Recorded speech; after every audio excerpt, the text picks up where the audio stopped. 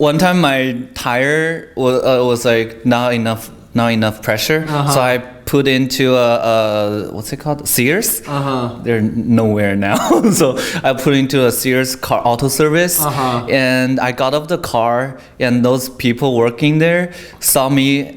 Like they saw, oh, there's an Asian at our store, right? So they turned down the music they were playing. I remember it was Katy Perry, and they switched it to Gangnam Style immediately.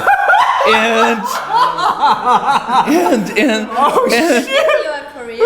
No, they just thought I was Asian. They don't know that Korean, Chinese. They can't distinguish it. Yeah, they just Asian person likes right. They song. stopped Katy Perry and they started to play Gangnam Style. And this was in Indiana. And I wanted to say to them, I was like, I like Katy Perry more, so please put the Katy Perry back on.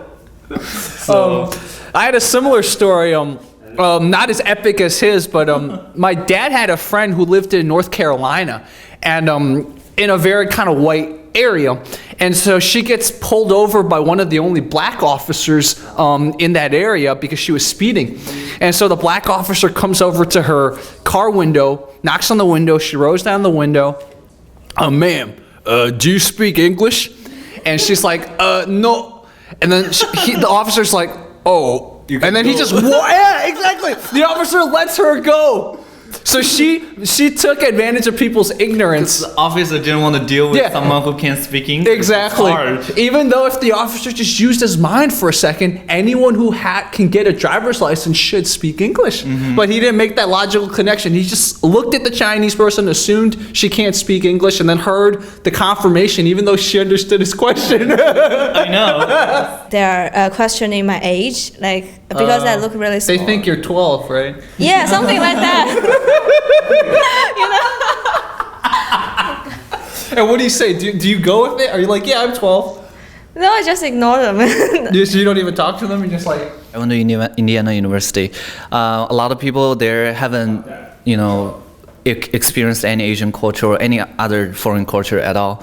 So they always, I think it's 2010, one night, like I live really close to the library, so I always took the campus bus, and got off at the library and walk home, right? And that night was Friday night. Everybody was drunk and happy on the bus.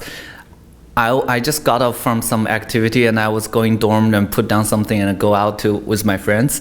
And I got off the stop at the library, and all the American students on the bus, they were like, "Oh my God, Asians going to study at library on Friday night!"